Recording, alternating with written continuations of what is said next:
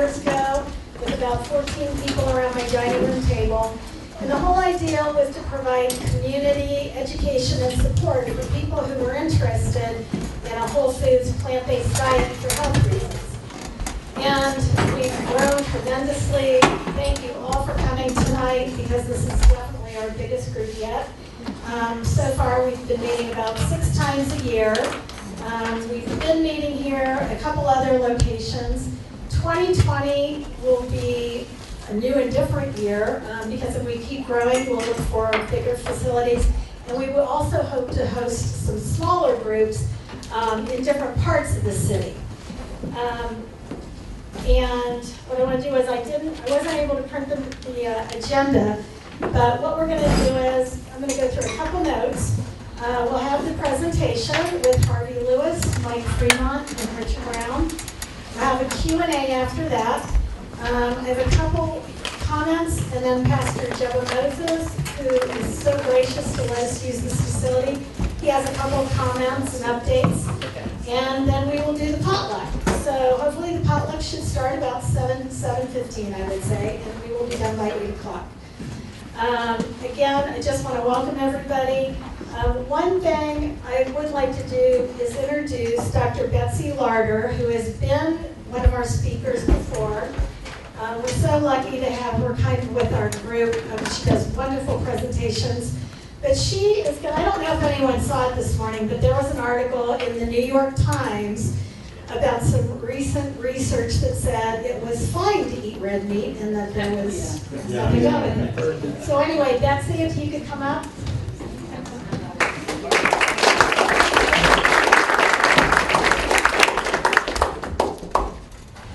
Hi, I'm Betsy Lauder. Good to meet you all.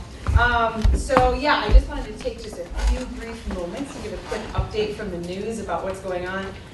First of all, I'll just say it's very frustrating. We'll start there, because I know it just further confuses the public, which makes me so sad. So raise your hand if you've seen the article, like sometime. Okay, great. So some headline of some kind. You may not have seen the actual article. So let me just show you a few of the headlines. I'll just read them real quick. So one says, beef and bacon healthy? Question mark. The other one says, red processed meat, not a significant health risk. The other one from the Washington Post says, a study says full speed ahead on processed and red meat consumption. So the frustrating thing about this, first of all, is that it's not true, but it's really bad, not rooted in facts.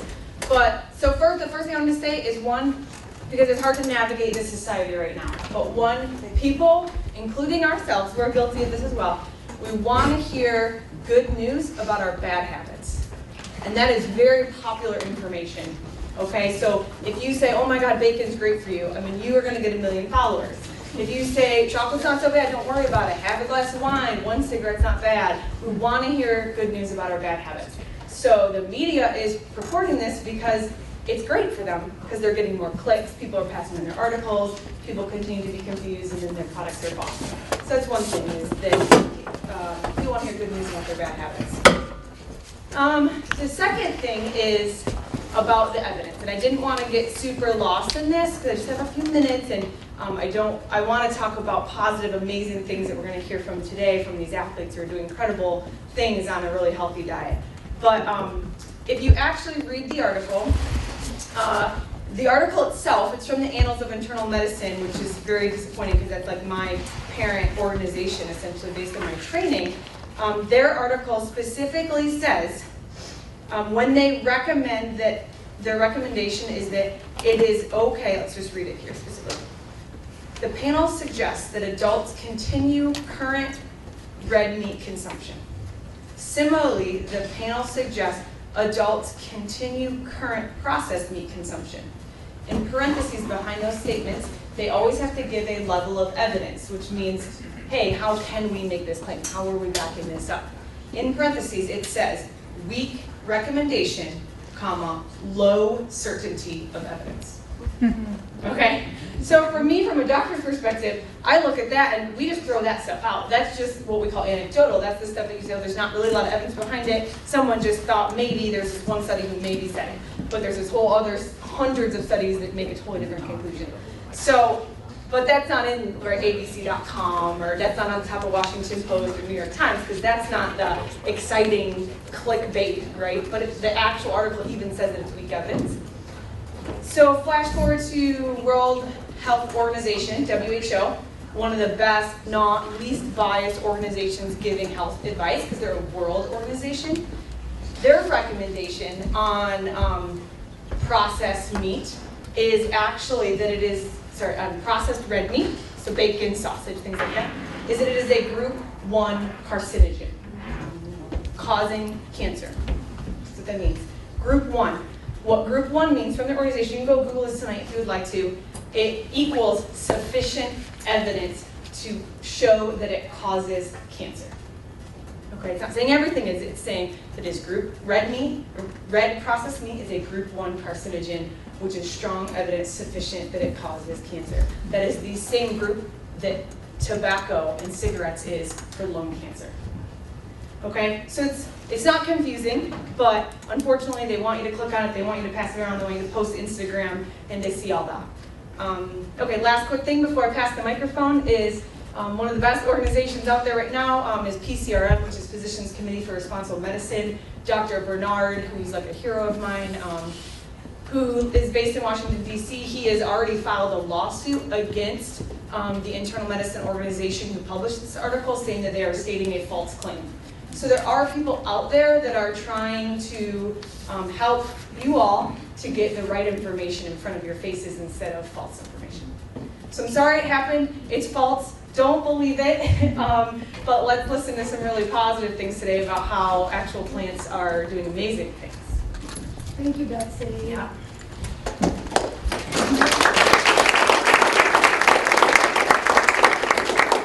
I'm sure Betsy will be one of our featured speakers in one or more events in 2020. She does a great job presenting and educating. So what I'd like to do next is go ahead and introduce our 3 speakers, and then they'll take their turns coming up to do their presentation, and then we'll follow up with a Q&A session. So first off is going to be Harvey Lewis. Harvey teaches at the School for Creative and Performing Arts. He's an adventure and a true endurance athlete. I think a lot of you probably follow him through his Facebook page and otherwise. In 2004, he was involved in a near-fatal car accident that left him with a broken neck. And since then, his accomplishments have been amazing. In 2014, he won the Badwater 135 Ultra Marathon, which is considered one of the world's toughest foot races due to the hot temperatures and high elevations. And then he has also represented the United States 5 times on Team USA at the 24-hour World Championships. He literally runs for 24 hours, which is amazing. And he just did it, and I believe that's coming up, isn't it, in about a month, Harvey, I think, the World Championships? So that's coming up.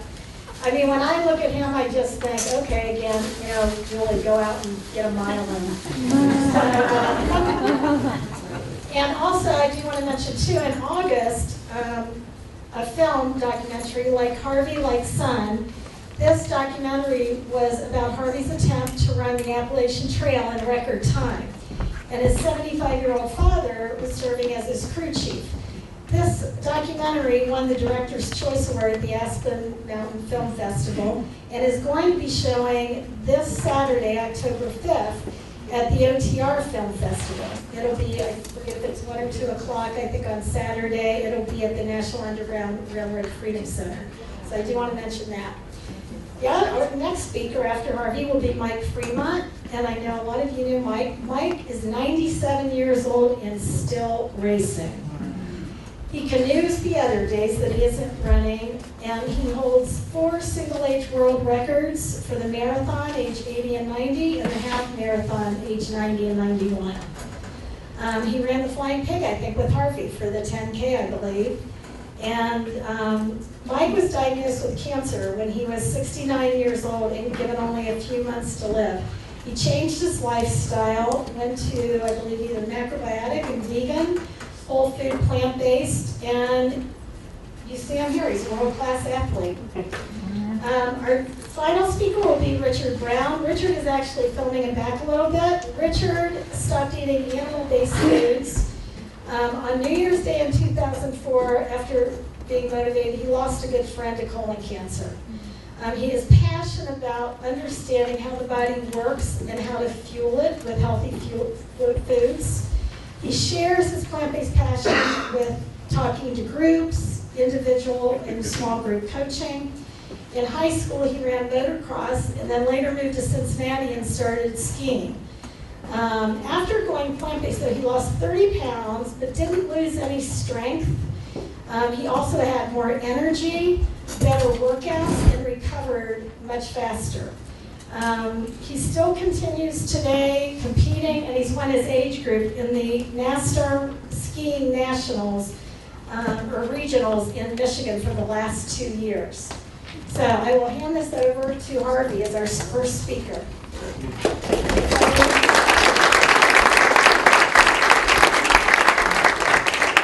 Thanks, Julie and Betsy. Really great to hear from you. And thanks everyone for making it out. What an unbelievably hot day it is, right? I mean, 93 degrees. One of the events I'm well known for is for the Badwater 135, which is the hottest race in the world. And it goes across Death Valley National Park, which has hit a record temperature of 134. But honestly, today when I was running, I'm like, oh, I feel like it is bad water out here, which is a bit, feels a little unnatural for our October, doesn't it? And certainly, I'm sure that Mike would love to talk to you guys a little bit about the connection of our food to the environment. But have you heard this quote before? I bet you probably have. How many people here, raise your hand if you've heard this? Let thy food be thy medicine, and thy medicine be thy food. All right, raise your hand if you believe that is the truth. All right, well, wonderful. That's Hippocrates. And he said that back 2,400 years ago in ancient Greece. He lived to be 90 years of age. And I like to travel a lot. A few of my greatest passions are running, but also traveling and food. So I love food so much. But this fall I'm going to France in 3.5 weeks to compete in the World Championship race, 24-hour World Championship. And it requires me to take more than my 3 personal days from school. So of course my principal is used to me coming to him every year and saying, okay, so can I take an extra 3 days unpaid holiday?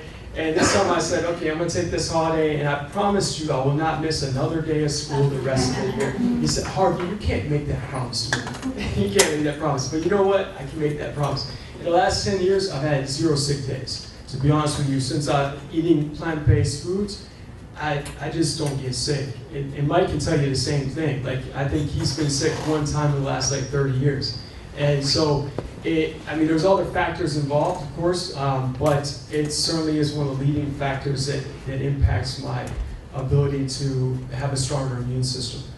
If we can bounce forward, this is actually the Gobi Desert, and I had to do a race of 240 miles across the Gobi Desert, where it was in China, and they had no markings. So you had to take this GPS coordinates and hope that you are going the right way.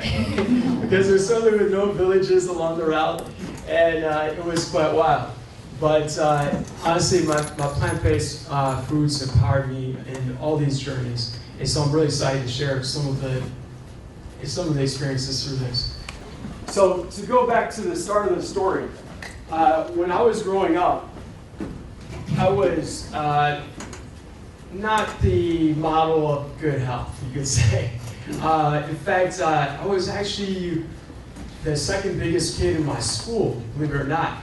And my mother was a nurse, but she was very busy with her schedule. And I ate a lot of fast food, I ate a lot of processed meats, and meat was traditionally the majority of the plate. And so, hey, there we are. So that's a little picture of me from the beginnings. I had like this epiphany somewhere when I was in high school. We had like this health class, and I don't know why, but they showed a video of like a slaughterhouse, and like at that moment I was like, I want to eat vegetarian.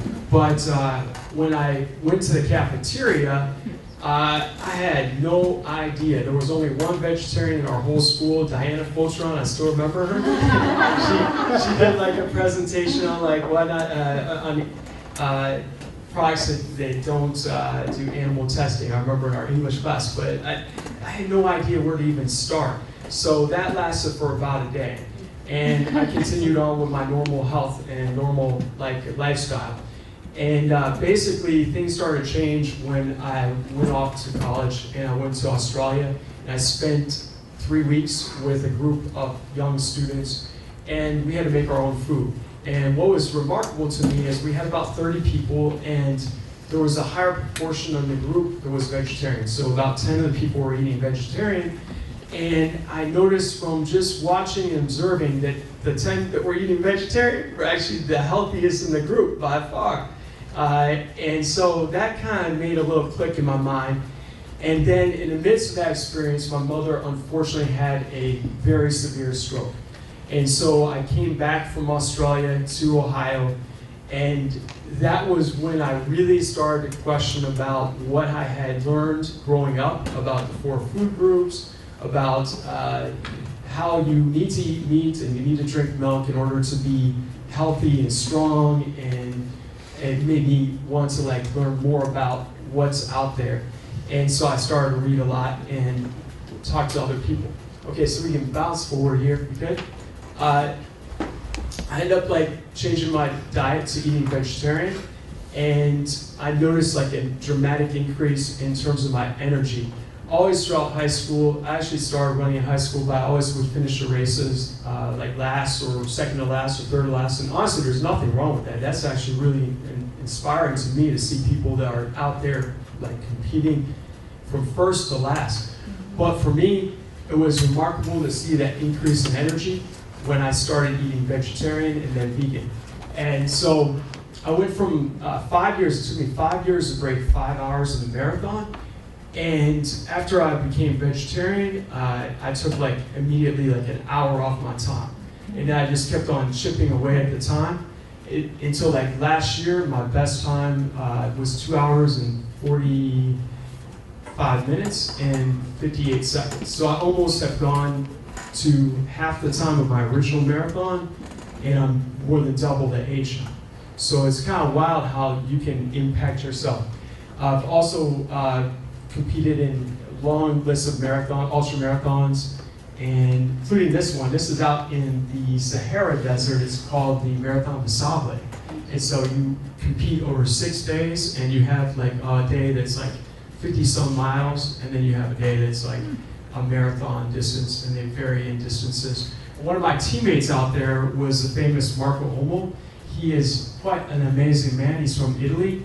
And he actually won the UTMB, which is the world's most competitive 100-mile race, at age 57, eating all plant-based foods. And so it was really neat to have him on our team because he was still running this race at 67, and he finished number 16 out of 1,300 people. So it's pretty remarkable that he's competing at that kind of level at his age. Just amazing. Okay, so keep going forward. This is just a little bit of a snapshot. Honestly, my friend Keith is back here, and he makes amazing foods. My fiance, she makes amazing foods. I know Mike's pretty good at I'm pretty bad because my fiance lives in Circleville, and I spend half my time in Cincinnati and half my time in Circleville. So I tend to eat out a lot. But I do eat healthy foods when I'm eating out for the most part. Here's some examples lentils, soups, bean burritos, tacos, Mediterranean. I love ethnic foods. I've been fortunate to travel all over the world, and I'm always amazed. No matter where I go today, I find new fruits and vegetables I've never dreamed of. So when I first thought about this journey, it was kind of oh my God, I don't know what I'm gonna do. I only know these 7, 8, 10, 12 items I eat all the time.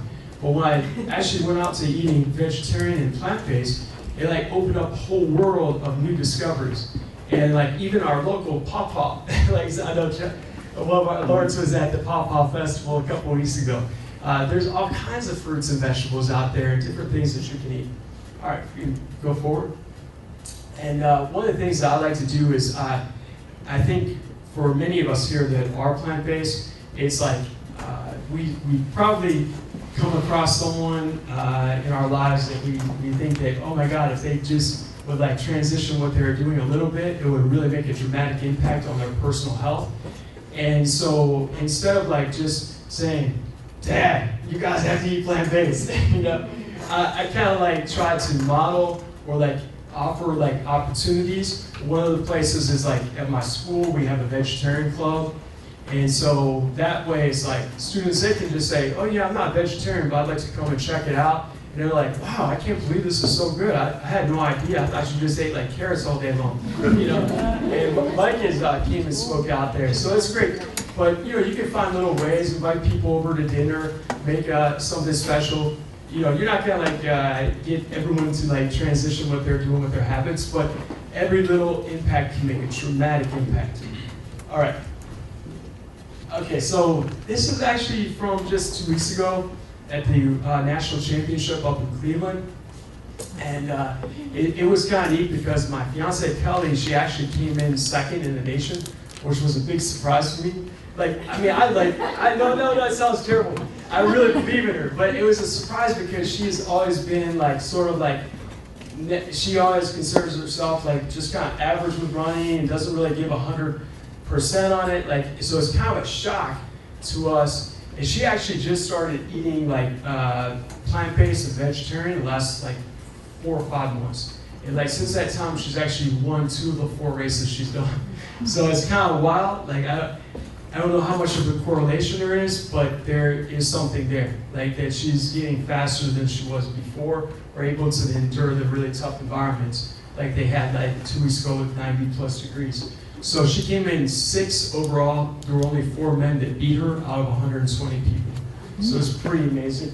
And I ended up winning the race. I think the next guy was maybe like 14 or 15 miles behind me. And so some of the things that really impact the plant-based foods are energy for training. So like Friday, I ran 4 times. Saturday, I ran like 19 miles. And Sunday, I ran 27 miles. And yesterday, I ran 15 miles. And like, so yesterday, I woke up at 5 a.m. and I went to bed at like 11. I was a little tired today, but not that much. So, but the thing is like, you know, I don't feel like I really could like maintain that level of push every year without having like the plant-based foods. And in terms of our 24-hour World Championship team, we have some phenomenal runners. Certainly we do. And I'm not saying I'm the best one on the team for sure, but I have been on the team the longest of all the runners. So no one else has been on the team for 5 consecutive championships. And so it really, longevity is huge. And I see that with Mike, the fact that he's got, you know, just competing still in his 97. I mean, he told me tonight he's doing 11 pull-ups. And he wants to get 14 pull-ups. He has to 14 pull-ups, and he does them all the way. Like, I've seen it. Incredible.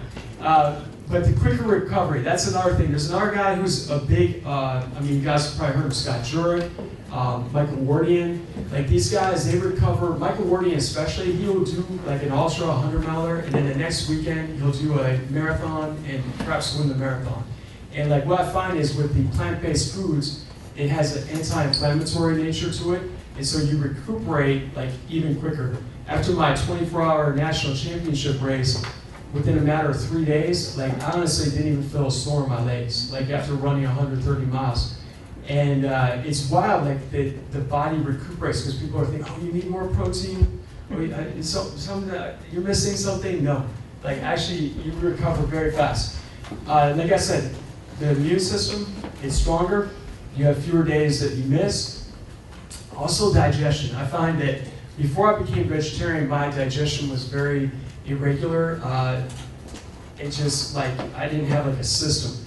Like my body would get like irregular. But today, like, it's like always the same time every day. And if I'm doing a race, like, I mean, it's like, that's actually kind of important because I start the race, I don't have to go to the bathroom again during the race, you know, like until later in the race. And so actually digestion is a big factor as well. And during one of these hot races, like my stomach, I don't get sick. Like I've been sick a couple times, but it's rare, very rare relative to a lot of other ultra runners. They get sick a lot more easily. And I attribute that also to like not eating lactose like foods. Like the meat, it doesn't digest as easily through your system. And so I'm able to like run and not get sick. I mean, I could just eat a giant meal right now and just run home, no problem. I feel natural. There's not a problem. But if I ate something else, like I think meat or dairy, that it would not digest as easily.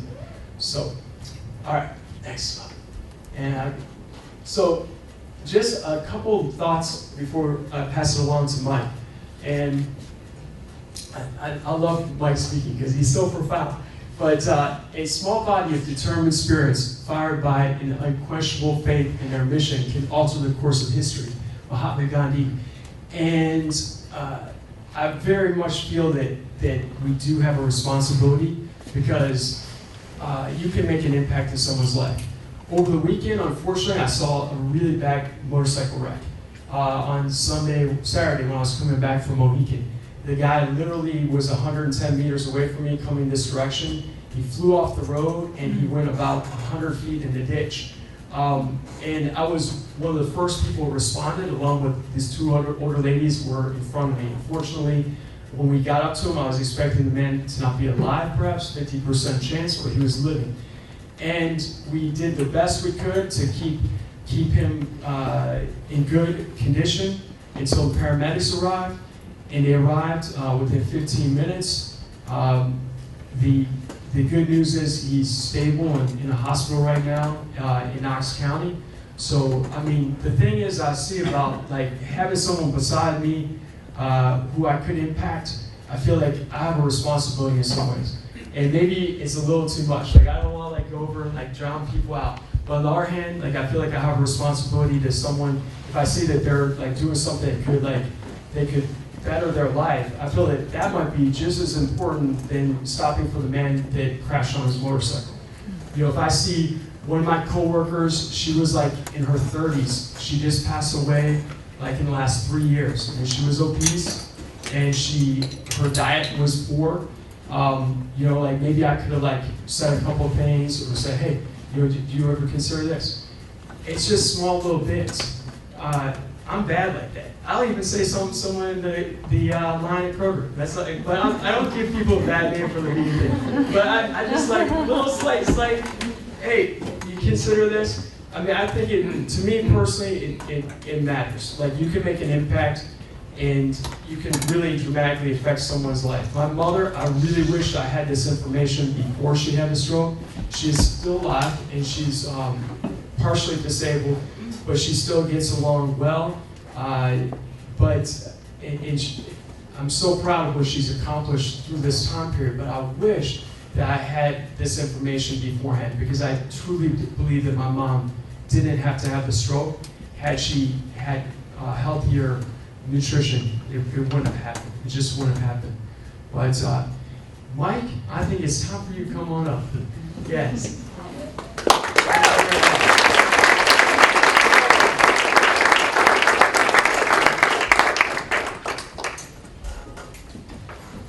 Yes, you. Yes. Mike has the best sense of humor, man, what I know. There you go, my friend. That was as professional as an amateur could Oh, possibly. there we go. That's it. Harvey took a lot of time to declare the music. Wonderful man. I'm proud to know him. I thought I would just go by Julie's suggestions, which are that as each of us three, talk to you about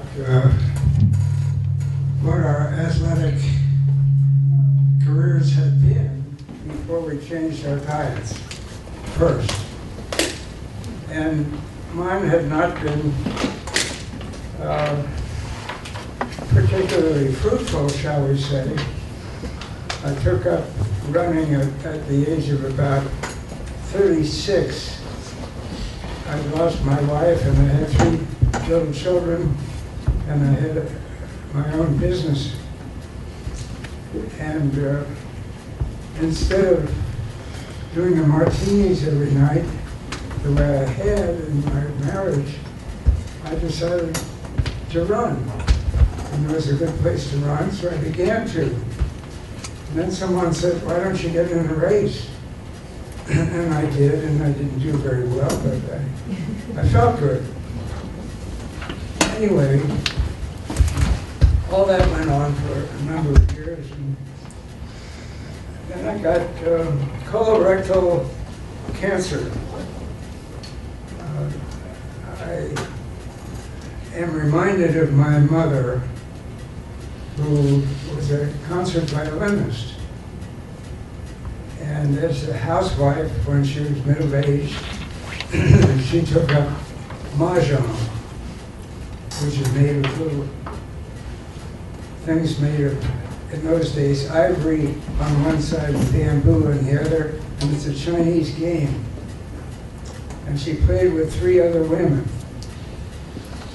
And I asked her one afternoon when they'd gone home, how was it? What'd you talk about? She said, it was an organ recital. All I wanted to talk about was their operations. Unfortunately, what I had to talk about is an operation, or a non-operation, which is far better than an operation. I was diagnosed in 1992 with this cancer, and it had metastasized into my lymphatic system, and they had given me 3 months to live if I weren't operated upon. And fortuitously, my elder son had sent me a book from California called The Cancer Prevention Diet. And when he sent it to me 5 years before that time, I called him to thank him and said, why did he send it to me? He said, you may need it someday. So naturally, I didn't read it. But when I was diagnosed, I dropped everything else and read it through. It was written by Michio Kushi, that some of you may have heard of. He was Japanese with a heavy accent, and the 2 of us sat under a table at his establishment in Western Massachusetts, because that's where he got informal with people. He sat under a table with them. Anyway, I went 100% macrobiotic, which is a previous term to vegan. And in effect, they're very, very close. I won't bother about the differences. But 3 months passed, the tumor was shrinking, and the only thing I did besides change my diet was I didn't do any terribly demanding running or racing canoes. And inside of a year, I thought I was clean, and I went back into racing again. And another year passed. Mind you, I had not had the tumor removed. And at the end of 2 years, I had a successful season and all that. But 2.25 years, I began to bleed again and had to have the tumor taken out. And the surgeon told my wife, I looked in 35 places for metastasis and wasn't able to see any. Richie's telling me how to hold it. He said, "Can you all hear me?" I couldn't hear anybody because I'm hard of hearing. I heard some of what Harvey was saying here was very. No. Is this any better? Yes. You happy, Rich? Yep.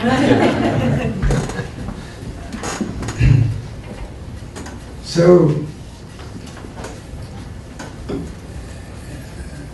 normally, when you have these metastases, they can't go after them all as an operation.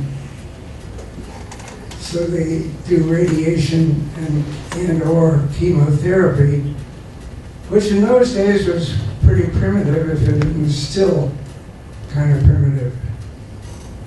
And so I've never had any radiation or chemotherapy.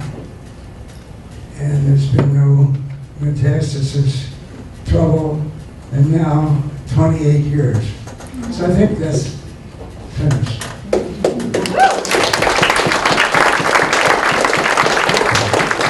This is why I'm here tonight.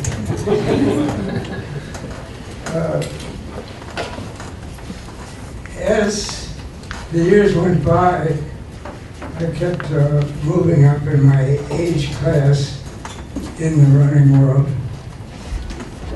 and maybe a little bit in the canoeing world. And finally, I got to the age where nobody else is out there competing. I'm serious. I think I was 83 when I ran the Boston Marathon the last time. I was the oldest guy in the marathon. Because you have to qualify for Boston. You have to run a marathon fast enough within the previous year to qualify to run the actual race. Can you hear that, Rich? Yep. Okay. So I did that, but I didn't get any prizes or anything because there was nobody else in my age class. And I never did quite that well in canoe racing, but I really enjoyed it.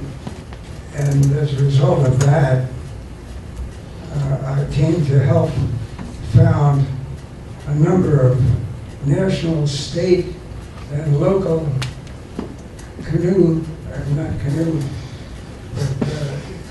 rivers type conservation groups, including American Rivers, Rivers Unlimited, the Mill Creek group, known originally as the Rivers Unlimited Mill Creek Restoration Project. So that kept me busy. These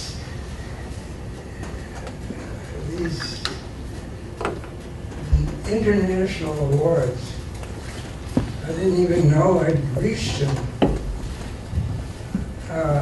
People would call and I see you got a record, a world record for a 90-year-old running a marathon at Huntington. I ran it with one of my other buddies who's not here tonight, Bob Krager, because he was an injured marathoner. He was only in the 60s at the time. But I was 90. And I thought, why am I doing this anymore? I don't have to do this. I'm going to hold a record. I'm sure nobody's going to knock me off my perch while I'm still alive. So those are part of what I wanted to tell you. I don't want to take too long, but I did want to mention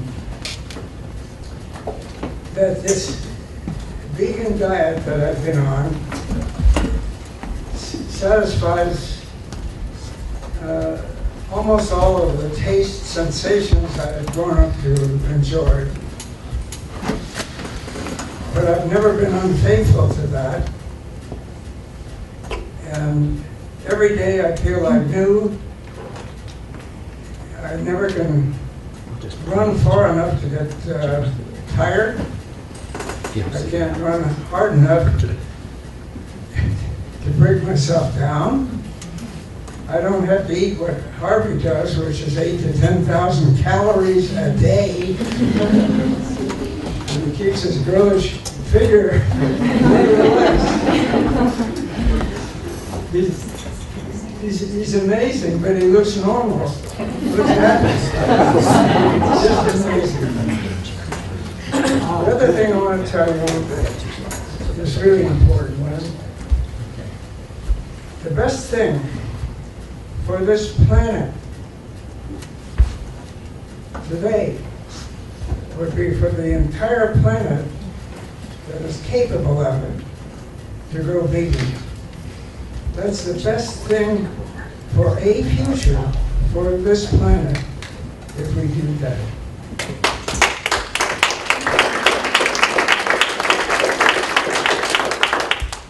There's a small group of us that's working on this, and we have determined, and there's a lot of backing for us, that some 40% of the unwanted carbon dioxide and carbon dioxide equivalent in the atmosphere of the planet, 40% is attributable to agriculture, farming, food. And the reason, largely, 15% of that 40% is the fault of cows, believe it or not. Because in order to feed a cow, we have had to take down parts of a major rainforest, the Congo and the Amazon, to plant genetically modified corn and soybeans to feed cows so that they can make hamburgers for the world. Believe it or not, 40% of the unwanted CO2 equivalent is responsible, food and agriculture are responsible for that. There's an article in the New Yorker, it's a 14-page article on the Impossible Burger, where the proprietor is making a burger that fools some experts that couldn't tell it from a real one. It may have toxins in it, I don't know, but he wants to get rid of all the cows and all the sheep and goats and all the hogs and chickens. I didn't think he said anything about fish. But we have to do that in order to not reach this point, this 10-year or 12-year point, where nothing we as a race can do can reverse what's happening. I happen to be one of the ones who's really scared about it. I do not take this for granted. I've invested what's left of my life in fighting global climate change. I got children, I got grandchildren, I got great-grandchildren. I care about them, I care about everybody. And the best thing any of us can do, regardless of any other considerations, is change our diet and get rid of animal protein. That's the best way to cure what we can individually do. The rest is up to power plants, it's up to Wall Street, it's up to transportation industry. We're going to go all electric. We're going to have wonderful batteries, thanks to a classmate of mine, in another year or so, I suppose. That'll give us 1,000 miles per charge in our cars, 1,000 miles. And that you can shoot bullets at and they won't catch fire. Well, I think I've talked enough. Thank you very much.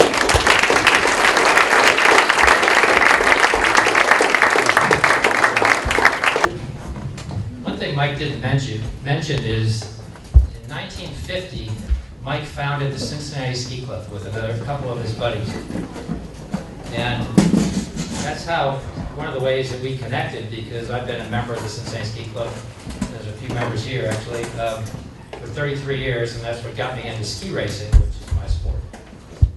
So it's quite an interesting thing. I always tease Mike that he's responsible for many, many children, because so many couples that I know got together because of the ski club. And so I can take credit for that. You know, he probably has hundreds of children that he's responsible for. Let me get started here. Go ahead. I don't feel worthy to follow these two guys. They are what you really call athletes, and as a ski racer, ski racing is, you know, it's a quick sport. It's over in 20 seconds when you're racing in Ohio or Indiana or Kentucky. But believe it or not, at the finish line, you're winded. You know, you are, but it's not an aerobic sport. It's, you know, it's a mind sport. It's a power to weight sport. And since I've been started racing for 33 years, and I've gotten faster every year, which, you know, at the age of 63, that's a pretty cool thing to say, and much to the dismay of a lot of the younger guys that I'm still beating, you know. And but it's something that I've worked harder and harder at as I got older. I've gotten more serious about it. I became chairman of the racing team and started going to more of the regional races in West Virginia and Michigan just to get some more competition, and a couple forays out to Colorado for the Nationals. My best finish was third, so I was on the podium, but I can't put that picture up here because the guy that won, who's like this Italian guy who's just incredible, wore his pajamas on the podium. He sells these things. He sells these pajama suits and ski suits, and so he wears these pajamas on the podium. So here I am up there on the podium, my one podium shot that I have, that picture, and the guy that beat me is wearing pajamas. There's no way I'm going to show that picture to anybody. So I race GS and slalom. There's not a lot of speed events in Ohio, so, you know, 50 miles an hour is about as fast as we go, but which is plenty fast. But the advantages that I found with going plant-based, and as Julie said, I went plant-based 15 years ago, is I recover faster and I can train harder. I just feel better, and I have more energy to train. I have more energy to go to the gym. And that's really my big advantage. That and just power to weight, because I've lost 30 pounds over the course of going vegan and also going gluten-free 8 years ago. And so it just keeps me trim no matter how much I eat. And my diet has evolved to become more whole food, plant-based, less processed foods, less tortilla chips and things like that. You know, the salty, fatty, addicting things are hard to pass, but you know they're not good for you, so kind of stay away from them now. At least I try. Occasionally I have some weak moments, but so you know, the other thing I do in the summertime just to stay in shape is wake skate, and that's just a little board that you stand on with gym shoes on and go behind the boat. And most people just kind of ride back there and don't do anything, but I've got it to the point where I can slalom like a water ski on the thing. And I've been unable to hurt myself doing it, which is really great, because wakeboarding I got hurt and water skiing I got hurt, but this is kind of a safer sport since it's not attached to you, so I really like that. It's a lot of fun. But so in ski racing, though, the other thing is that I found is I think my bones are stronger, because I've had some pretty horrendous crashes and walked away from them uninjured. And I attribute that to just being more flexible, and also I think my bones are stronger. I've had friends that just skiing up to a stop do a spiral fracture of their tibia, you know, and it's I just think about that as like there's something wrong, you know, that if you're not eating right, your bones get weak, and that's, you know, another one of the advantages of eating plant-based. One of the other, I wouldn't really call this a sport, but one of the other things that I do is ride sport bikes. And my favorite thing to do, we do a couple trips a year down into the Smoky Mountains. And we've got this route mapped through all the twistiest, hilliest roads through the Smoky Mountains in Tennessee, North Carolina, North Georgia. And it's an absolute blast. I mean, it's like a video game, but if you make one mistake, you die. You know, and knock on wood, find some wood to knock on, you know. I've been doing this for quite a few years and I've yet to have any kind of a crash. So it's a lot of fun. But I also think that to ride a bike like that at my age, you know, for 8 hours in a day, you know, with very little stopping, there's a lot of inflammation that's going to happen there. There's a lot of vibration. You're just cramped up. You're tense. And so when I go on a trip like that, I eat even healthier leading up to it. Same thing for a ski race. I eat mostly raw vegan going up to a ski race, just because I feel better and I feel like I have more energy. My body doesn't take as much energy to digest the food as it does with cooked food. So that's just one of my little tricks that I do to keep the inflammation out. Certainly, I take a few supplements like turmeric for anti-inflammatory things, putting ginger in my smoothies. Those kind of things help too. So it makes it comfortable. You know, people look at that bike and they go, you know, you're too old to ride that thing. And I say, no, I feel great. You know, by the end of the day, yeah, I'm ready to sit on a bag of ice, but it's, you know, but the rest of me is good. You know, so.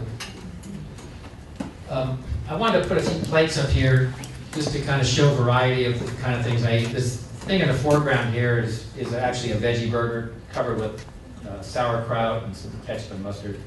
Just a potato scramble with some peppers. We'll go through these real quick because I got a few of them. Just wanted to put it out there. I'm not a great cook, but over the years I've gotten better and better, and now I don't even use recipes. I just kind of know how to put things together, and sometimes I just make it up, you know. And learning how to use spices is important too. And as Harvey mentioned, ethnic foods. You know, I've gotten into all different kinds of ethnic foods, and I have a whole bunch of different spice blends of Puerto Rican spice and, you know, Indian spices and all these different things. So it makes it fun. That's a breakfast potato scramble. One of the only processed foods that I eat is little sausage patties by Hillary's. They sell them at Kroger's. They have a nice veggie burger, a couple veggie burgers, and then they do contain a little bit of oil, so sorry, Julie. But that's a very occasional thing. But they're pretty good, and they're pretty much whole food. There's not a lot of junk in them. That's a black-eyed pea stew, a little sour cream made with cashews and lime juice on top, and some cilantro. This, I don't know what I was smoking this day when I made this meal, but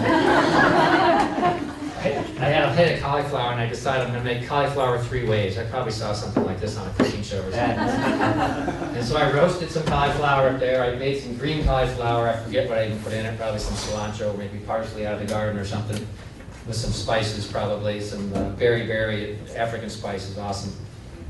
And then this was just some roasted cauliflower. I think actually that was the berry. And put it in a mold to make it round and make it look cool. You know, my girlfriend was really impressed when I put this in. I said, it's all cauliflower except for the mushrooms. Mushrooms sauteed in a little balsamic with, I threw a little hummus in at the end, just give them a little flavor. Pretty good stuff. You just can invent stuff, you know, just go crazy. You don't have to follow a recipe. It's good when you start to use recipes, but now I do have a few recipes I follow, but now it's mostly kind of like, okay, I'm just gonna do this, I'm gonna try this. Okay. Too close to that. Oh, these are some raw crackers with guacamole. This was something I took to a party. And in the background, some tuna fish that's made out of sprouted sunflower seeds and seaweed and lemon juice. That's about it. And with some tomatoes on top. An eggplant dish on the left. This is a salad on the right, which is, it's got a peppercorn, hemp seed ranch dressing on it. And then the brown stuff on top is actually chipotle coconut, which is coconut with some chipotle seasoning. Makes it kind of spicy. It's a pretty awesome salad, actually, one of my favorites. Good. On the grill, it's kind of hard to see, but I have this little stainless pan that I use on the grill with small holes, so I can just dump a bunch of vegetables on it and don't worry about them falling through the grill. And these are portobello mushrooms, just threw a bunch of peppers in them with some rosemary and a little balsamic and sherry vinegars and some garlic. Roast them on the grill. It's one of my favorite meals. Pretty simple. Okay. Black bean burger, potatoes, Brussels sprouts. Usually when I do this meal, Brussels sprouts on the grill, you just roast them, and you can get away without using oil on this, if you're careful. And I'll put a little balsamic vinegar on the stove in a saute pan and just let it steep there and evaporate, and you kind of get this balsamic reduction, which is sweet, and then you pour it. When the grill is done, you have that. It's about half, reduces about half the volume. Pour it over the Brussels sprouts. It's incredible. I make what I call rasta pasta all the time. Usually, I don't use store-bought pasta sauces anymore because they almost all have oil in them. So I just get some jarred tomatoes. But peppers, tomatoes, some spices, and cook that up. Throw in the tomatoes, some gluten-free type pasta. Mix it in a simple meal. You get 3 meals out of it usually. If just 2 of you. Twice baked potato on the left, one of my favorite things. And normally you take the potato out, you season it up with whatever you're going to do, throw some peppers and onions in it, whatever. But I take half the potatoes and do something else with it, make a potato pancake or something, and fill it back up with mashed cauliflower. So the potatoes get stuffed with half potato, half cauliflower, with some seasoning in it, and it's pretty good. The other dish in the back was a combination of 2 leftovers, some wild rice and mushrooms that I made, and then some butternut squash that I had left over, mixed them together and made a dish. This is just some greens with, I think, I had a daikon radish and just shaved it, made some shavings, so it cooked fast, threw it in there with the greens. You can be inventive, you just, have some stuff in the refrigerator and figure out what to do with it. Okay. This is my secret thing, and I'm really glad to see there's none of my competitors from ski racing here. This is what goes in my smoothie, and I took the picture a little prematurely because I forgot to bring the beets out. But every smoothie that I make has at least one big raw red beet in it.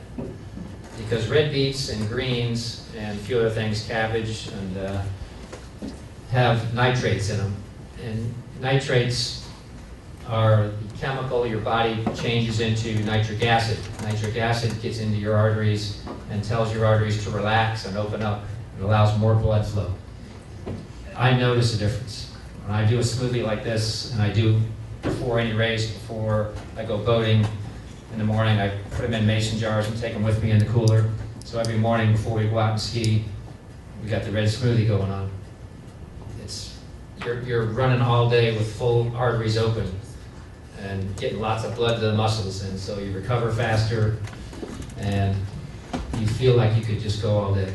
It's one of the secrets of why you should eat lots of greens, and the red beets is kind of a cheat. They're sweet, makes the smoothie red, but it works. Big chunk of ginger in the back corner there, kind of hard to see, but pineapple, banana, and then different kinds of greens, whatever I have in the refrigerator, and then I happen to have some grapes, so I threw those in there too, and an apple. Blend it up, throw it in mason jars. One big, you fill it up right, full blender, you get 2 mason jars full. That's 2 mornings. It's great. I wasn't a big fan of supplements when I started this. I knew I was supposed to take B12 as a vegan, and I quickly learned that vitamin D is important to take, especially in Cincinnati where you don't see the sun from the end of the summer till the spring. But so I do take vitamin D outside of the summer months. It's important, I think. Take probiotics occasionally just to keep the good gut flora going on. B12, of course, as a vegan, most people think that's pretty important. I take turmeric as an anti-inflammatory if I'm feeling any kind of a pain, or after a big athletic event, or if I crashed, or if I did something, where I know I'm going to be sore. I definitely take some turmeric. It does help. It's almost as good as an aspirin. I mean, it's that good. Plus, they say it has anti-cancer properties too, so it's really healthy for you. And omega-3s is something that I've been studying more recently. Most people are deficient in omega-3s. As vegans, we get omega-3s by chia seeds, walnuts, flaxseed, But I've started supplementing it just because I think more is better from what I've been reading. And really, it's fuel for your brain. It's what your brain needs to thrive. What powers your brain, I think. So it's, and also I've been reading, it makes you less prone to a concussion. And if you do get a concussion, and I'm not giving medical advice here. Don't sick the FDA on me. But there's some studies that show, and some doctors that swear by it, that high dose omega-3s, if you're even a minor concussion, will help it heal faster, help the brain with what it needs. So that's something I've just learned recently and I'm doing. So just to sum it up, at my age, I'm super happy that I get to do the things I do and do them, at a high level. And so I'm very thankful to plant-based diet for allowing me to do that, because I look at my friends in the ski club that are the same age, and most of them aren't even skiing anymore. They're having hip and knee replacements, or other kinds of severe health problems. They certainly can't keep up with me on the hill. I have to ski with the young guys because, I'm drinking that red smoothie in the morning. I'm going all day. So. Okay, one little announcement here. The movie The Game Changers played a couple weeks ago. I don't know if how many saw the movie? Oh, good, we got a good educated crowd here. That's a pretty exciting movie. If you got to admit, there's some world-class athletes. You met two of them here today that are swearing by plant-based diets, and it's now available online for I think about $5. You can watch it on iTunes, Google Play, Vimeo, and here's the strongest guy in the world, and that's the website. You can go look at that movie at. It's pretty good. It's definitely going to be a game changer, so I'm hoping my ski racing buddies don't see it. Okay, Julie, thanks very much for organizing this.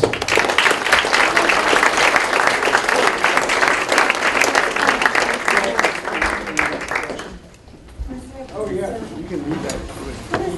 We'll do a few Q&A, just maybe for about 10 minutes or so. If anybody has questions they'd like to ask any of the three speakers. Can I ask one thing? How many people are on our Facebook group, Plant-Based Healthy Cincinnati? Are there a good number? Okay, there are some links to this on there, and I'll mention that again in a minute, but I'll let Rich hold this. And you guys have some questions. If anyone has any questions, we'd be happy to answer. Back here. What do you guys fuel with, like during your endurance activity? What do we fuel with during our activity? I got to repeat the question so it goes on the video. I'll let these guys answer it because mine is over so fast that I have to fuel. And I fuel in the morning, and then that's good. What do you do for? What was the question? What do you use to fuel for your race? Like, what do you fuel? What's your morning breakfast of choice? Or I don't eat anything but maybe a goo. goo? During the race. During the race, I'll eat as many as 6 goos in a marathon, but I don't do marathons anymore. Otherwise, What about breakfast? Do you eat anything before? the Olympians say that they don't eat anything after 3 o'clock in the morning if there's a morning event that they're in, obviously. Well, see, I know I need to always get good lessons from you guys. Yes, for me, it depends on the race. So if it's a hot weather race, I consume more calories through liquid format because your body can't digest food as easily. If it's a cold weather race, I'll have more solid foods. But some of the things I like to eat before a race, if it's like a longer distance race, oatmeal is fantastic. Also, I like these power oats with almond milk. They're like little chia seeds on top and blueberries. If I'm doing a short distance race, like a 5K or 10K, I would only eat like maybe half of what I normally would eat because I'll be like really just moving like a sprint for me. But if it's a longer distance race, eating a big meal is really important. And then some of the things I like to eat on a race, again, are things that are easier to digest. So in a long race like Badwater, where it's 135 miles and you're going through like really hot temperatures, I actually will like eat mashed potatoes. It's like very simple, and even sometimes I'll mix that with like vegetable soup.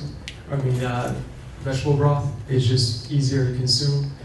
Chia squeezables, like they're really good. They're Mama Chia. They have those at like Costco. I really like that. Like maybe like avocado type sandwich, like in 1/4. You can only eat a little bit at a time, so you try to eat a little bit each hour. Yeah. And then unhealthy things too. Like I eat a lot of unhealthy things, like that you wouldn't eat on a normal day, but you eat them in a race because you have to consume so many calories. So eating something like potato chips might sound like, oh my God, what are you doing? But that actually is like 240 calories instantaneously that I could eat like 1 minute and just keep on going. So it's your body is using that to process really rapidly and turn into energy. Yes. I have a comment.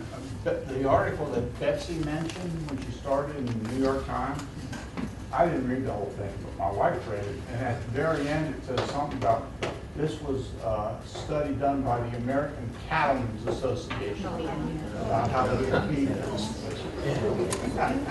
Yeah, there's I think you guys should definitely see this film, Game Changers, if you haven't seen it yet. It's really powerful. But we do have an uphill battle because we are a small, like fraction of the population at the moment, but we are increasing. I mean, I think we've doubled in like the last 10 years for sure. When I was first started in 1990s, like there were so many fewer options and less knowledge about it. But the meat and dairy industry, they're putting a lot of money behind like this advertising campaign to try to confuse the average American. Even in marathons, I've seen they now have like team beef. So you'll see people running that get their races for free, representing the beef industry. Yeah. Yes. Harvey, you just amaze me how much you run. I'm really thankful that. Okay, I used to run, but I had an injury, and I recovered. I've been a vegan now for probably about 15 years, and I did recover from my fractured tailbone and stuff when I hurt myself on. So I'm ready to get started again, like this week. So good. And I wonder how how do you get started to get back to where maybe I'll do a race. And also, how often do you change your shoes? And do you ever eat any fruit? I hear you mentioned fruit. I love fruit. I eat fruit every day. Like that's one of my favorite things on the planet. Like it's like earth candy for me. I love it. I give it to my classes. I say, hey, this is earth candy for you guys. They're like, what? What are you talking about? I want the candy. No, and then they're like, oh yeah, you're pretty good. It's pretty good. But honestly, Philippides also said that you should get out and walk after you eat dinner. And like I would really encourage everyone to try to find, even if it's only 10 minutes, get out and walk at lunchtime, or get out and walk. A lot of times, especially amongst athletes, we tend to think, oh, we have to have an hour blanketed for going and working out. But if you only have 5 minutes, you only have 5 minutes, and go use that 5 minutes. Get out and walk. Try and encourage what we've been trying to do with my mom. Whenever I go, once a week I go visit, or twice a week I go visit her, and I purposely part of our routine is to take a walk. And the same with my mother-in-law. My fiance, she went over to the house on Sunday, and she incorporated part of the visit was a walk of a mile, which was great. It was fantastic. So I really encourage you to start off with a walk, and honestly, I would really encourage you to try to do it every day, because a lot of times we want to do, like they say, oh, work out 3 or 4 days a week. But I think if it becomes part of your lifestyle and your habits to go and walk every day for 20 minutes, as long as you're not having some significant joint pain or your doctor's motion is the lotion. So if you don't do it, you're not going to benefit from all the results. Now with shoes, I know I'm talking too much, Mike. One more thing. No, Yeah, go. I just wanted to say that the Chinese Book of the Month Club title of it, of the Book of the Month, there's plenty of ways to walk your dog.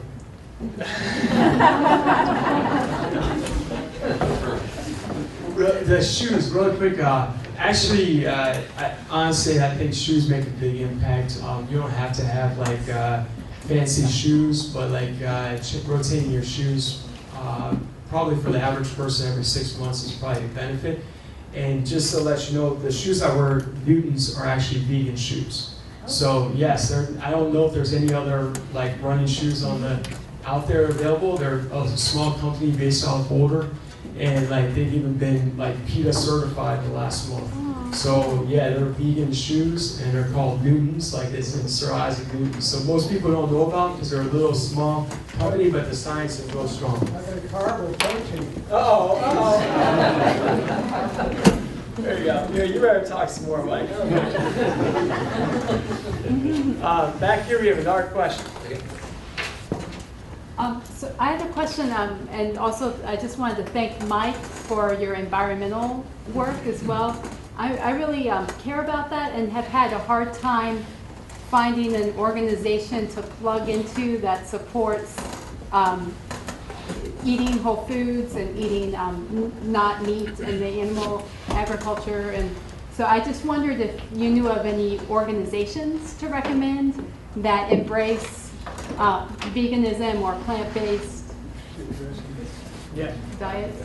Organizations that are environmental organizations that are also plant-based. You know of any? Sierra Club's pretty much.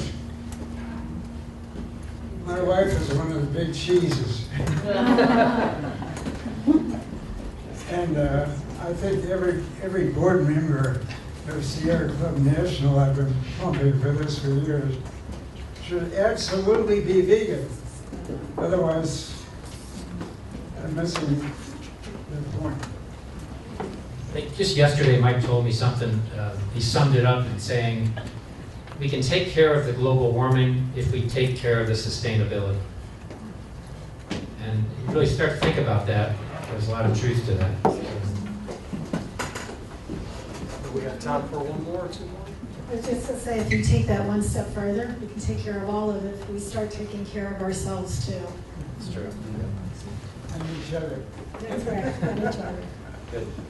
One more question, two more questions? Yes, back here, sir. Harvey, you said you're in the Adobe. The Gobi? Yes. You familiar with the Desert Runners?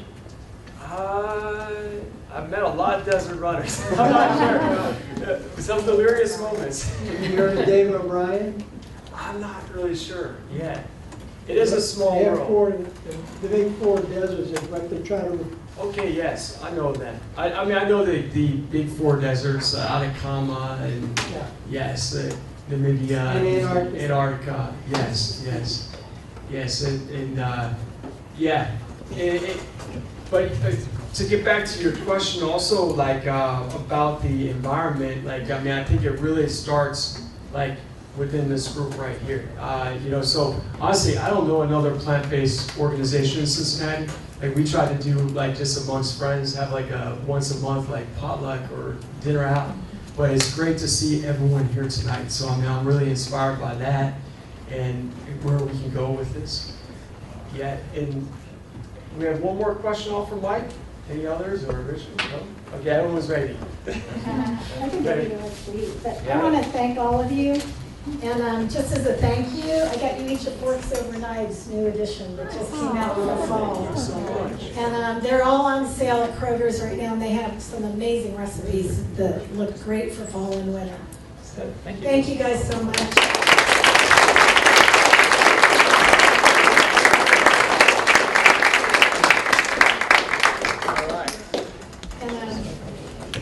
We'll be eating in like a minute or two, so I don't want to take long, but I do want to mention a couple things. One is we're getting bigger, and you can see all the faces here. We do need some volunteers, which would be great. I had a volunteer sheet and forgot it at home, so I will email it or put it on our Facebook page for people. I'm also, in honor of tonight's event, what I'm going to do, at least on the Facebook page, is we're going to have an October challenge. And what it is I'll post every day. And the idea is post underneath and just post one thing that you do for movement. I don't care if it's walking to the mailbox, it's to show support for each other, it's to challenge each other, it's to challenge yourself. I've done this in other groups, and it's really been a lot of fun. It's also a good way to get to know each other here. I want to thank everybody who's volunteered tonight. Betsy, thank you for commenting on that article this morning. Jeba, thank you for the facility, and Jan, thank you for helping set up. Chris at the table, and Nina for helping us set up. Again, without people helping, it would be really difficult to do these events. And the last thing, and I just found this out about 2 hours before the event tonight. Our next event is November 3rd. It's a Sunday. It's here from 5 to 7, potluck. And the presenter is going to be Paul Chapman. He started a group about 5 years ago in Detroit that has now grown up to it's like 3,000 or 4,000 members per planker. They typically have speakers like Dr. Esselstyn, Dr. Greger, Dr. Bernard, all kinds of people, and then they have smaller groups that they do. Paul was also featured in the movie Eating You Alive. He's one of the people in that film. It was kind of a film follow-up to Forks Over Knives. He was on a gurney being wheeled into surgery for open heart surgery, and chose to try a plant-based diet instead. He was only 54 or 55 years old. And he was so shocked that nobody had talked to him about that option, that was why he started the group, because he wanted to spread the word and also work with medical students to try and get more doctors knowledgeable and informed about the benefits of a plant-based diet. So he's going to be our speaker, and I'm so excited. I hope a lot of you come out to hear him. And with that, I'm going to give it to Jeba for 1 minute, and then we're going to ask our guests to be the first in line to please fill their plates, and everyone can follow for the potluck. I put you all through a test when you came today. Some of you did exceptionally well. You smiled back at me. Did you know that is the best beauty secret? I'm telling you this because people have asked me so many times with my eating habits and my exercise habits why we look like we just ate ginger and we have this long face. They said, we look at you runners and look at your faces. If that's what it's making you, I don't want anything to do with it. I would like to say one way for us to get this message out is to show people without talking through our faces that our eating and exercise habits are making us nice people. We smile, we are nice to be around, we are not sourpusses, who are making people feel kind of thing. So, I just want to say, start smiling more. In fact, a thing I teach when I coach people is, let me share this tip with you. You can try it, and it really works. When you get up in the morning and you see your face in the mirror first thing, smile for 60 seconds. You might think it is crazy. Close the bathroom door if you don't want anybody to see you smiling at yourself. Because it does something to you mentally for the entire day. In fact, I would challenge you, every time you go to the restroom, smile at yourself. Because if you don't smile at yourself, why would you expect others to smile at you? Smiling is contagious. So my wish for our community as we grow is that if we want to pass along to others the great benefits of healthy eating and good exercise, before we open our mouths, let our face show it. Then I think we will do really well. Now you can have dinner. Those who really smile, get up and go first. Thanks everybody, thanks for coming.